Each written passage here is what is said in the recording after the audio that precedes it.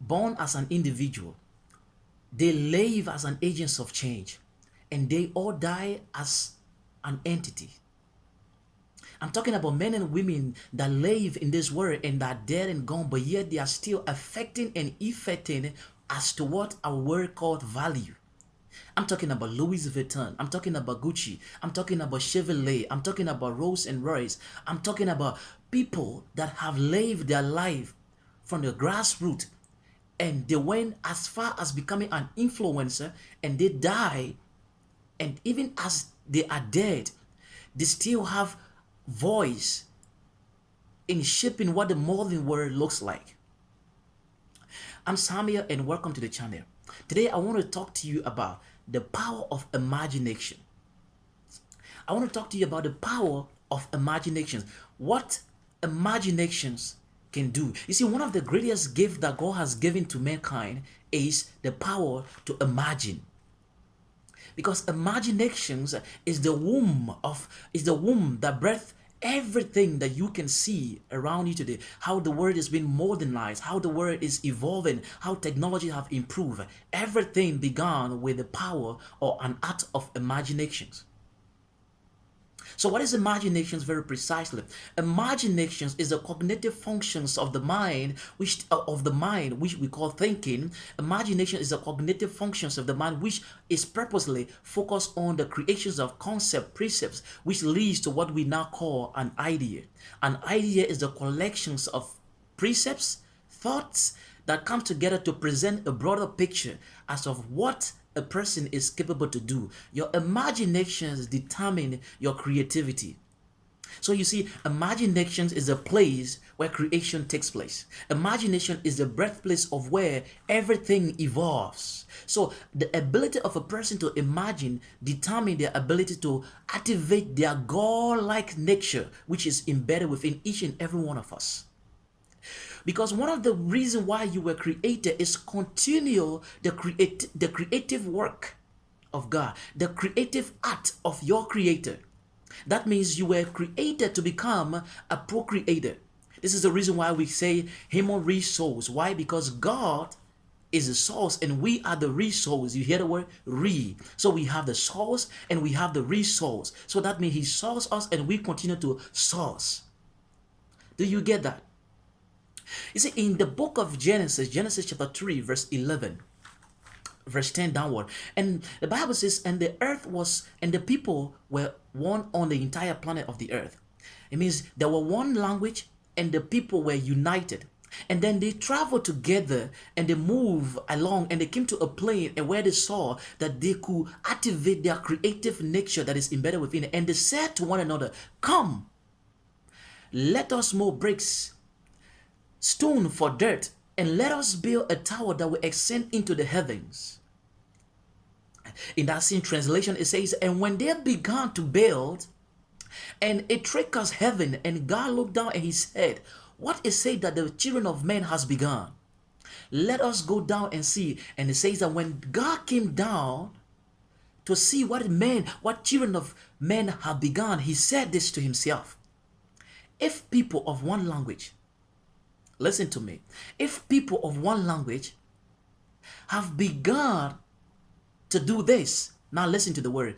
There is nothing that they can imagine that will be impossible. God is saying, if men can go as far as imagining, there is nothing that can be withheld from a person who can imagine well. Imagine that statement. God said, let us go and put stop to them. But when he came down, he said, if men have begun to do this, there is nothing that they can imagine that will be impossible for them. One, the underlining phrase, the underlining words of this paragraph, it says, one, they are in one accord. Two, if they can imagine, there is nothing that they cannot do. No wonder why the world is evolving. No wonder why we are seeing things like flying cars sooner or later coming into being, because the imaginative power of a man is one thing that God cannot resist. Even God is saying that he cannot resist the imaginative power of man. You see, one thing I tell people that in as much as God is powerful, God still remains a gentleman. That is to say, until men can activate creation on earth, God remained a gentleman. Listen to what he said in the book of Jeremiah chapter 11 verse 12. Said, I know the thought I think towards you, thought of peace, not of evil. And that thought is to bring you to your expectation. The word expectation is a cognitive art of thinking, which leads us to the art of imagination. He said, I know the thought I think towards you. I am powerful and I'm capable to do everything for you. But until you can think and as far as you can imagine, there how far I can do for you. Remember, he brought Jeremiah out. He said, Jeremiah, what do you see? That word see was not talking about the physical eyes. He was talking about what can you imagine? What can you envision? And he said the same thing to Abram, and he brought him out in the middle of the night in an Arabian tent, and he said to him, what do you see?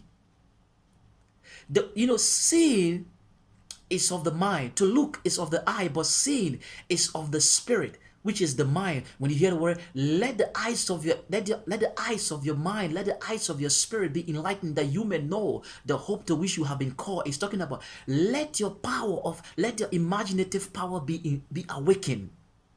Paul was speaking.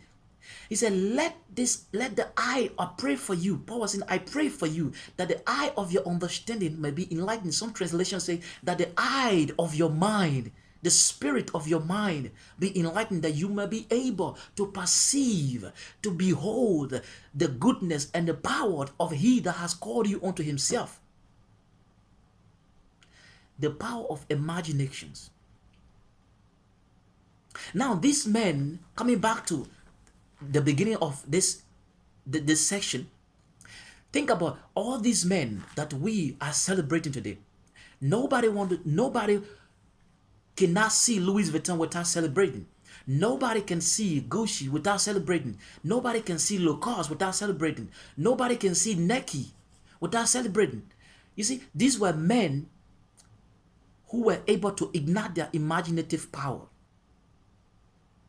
And in the end, they did not just live as individuals as they were born, but they became an influencer.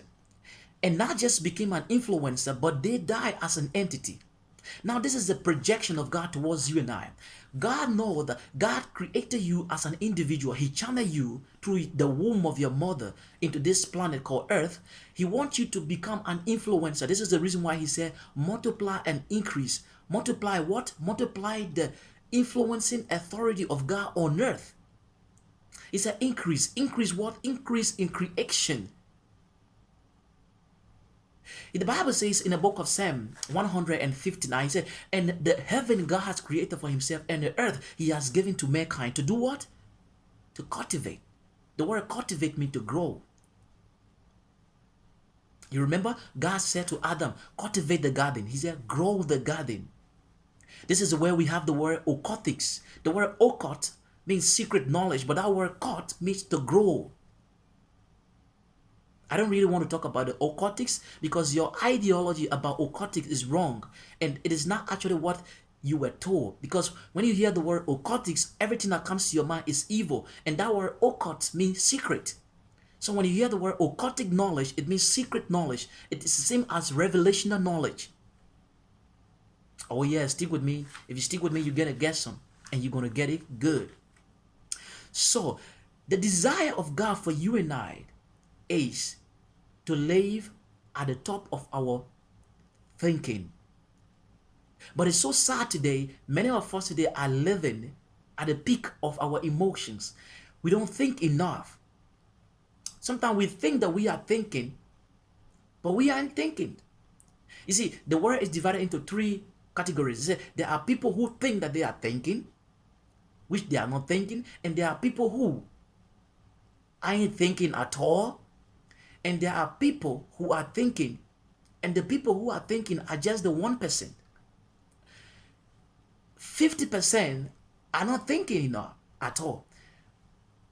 And then you have 40% things that they are thinking, but they are just rearranging their ignorance. And the 1% is thinking, and that 1% is the one that is changing the world. And I believe that you can be a part of that 1% by lifting up your thinking from the place of emotion to the place of imaginations, and you begin to envision, you begin to affirmate, and you begin to see things that you want to see happen in your life. And by the time you begin to transit from the place of the physical dimensions, and you begin to transcend into the things that are yet to come, as the Bible says, we live not by the things that we see, but the things that are yet to be seen, because the things that we see are temporal, but that which we do not see are eternal. That means transient and truth. Things that we see are transient.